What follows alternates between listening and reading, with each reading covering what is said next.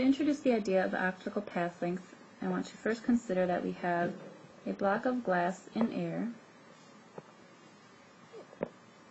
and this glass is 1 meter thick and has an index of refraction of 1.50.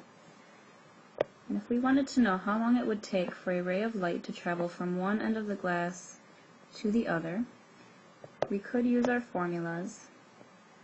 Velocity equals distance over time. And in this case we want to solve for time. How long does it take for that ray of light to travel through? And so we could rearrange to T equals D over V. And we are given the distance of 1 meter, but in order to find the velocity we'll have to use the index of refraction. And we know that N equals C over V. And if we want to solve for V, we would say V equals C over N. And in this case, the velocity of the light in the glass is going to be 3 times 10 to the 8th meters per second divided by 1.5. And that would give us a velocity of 2 times 10 to the 8th meters per second. And now we can use our value that we just found for V and plug that into our velocity equation up here, which is solved for T.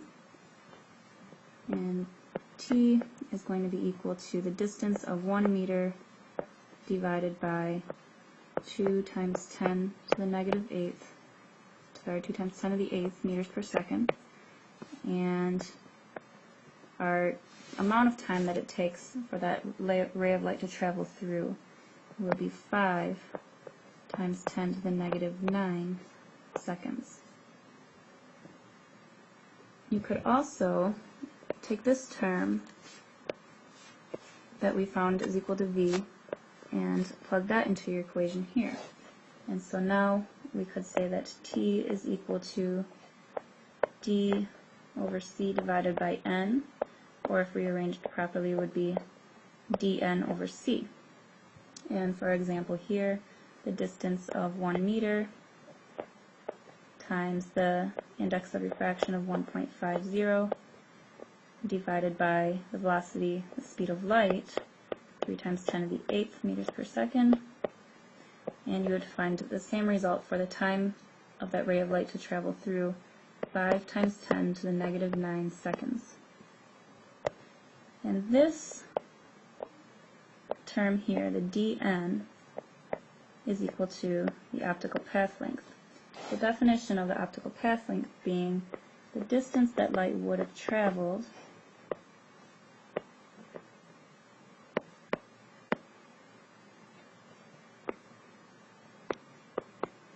if it was given the same amount of time in air.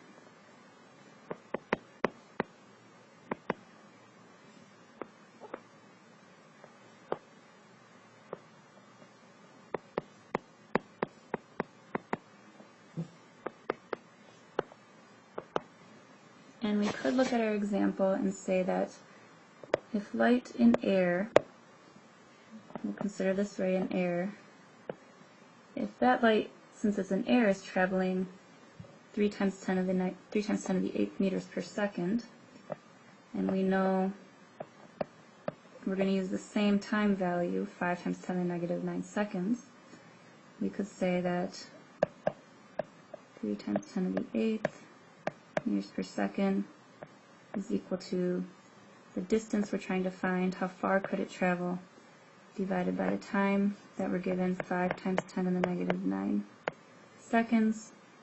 And you would find that given the same amount of time, a ray of light in air could travel 1.5 meters. Alternatively, you could use just our optical path length formula and multiply D times N, and our distance in the glass was 1 meter. The index of refraction is 1.50, and the optical path length for the ray of light in the glass is 1.5 meters, meaning that if that ray of light had been in air, and it was given the same amount of time, it could have traveled 1.5 meters.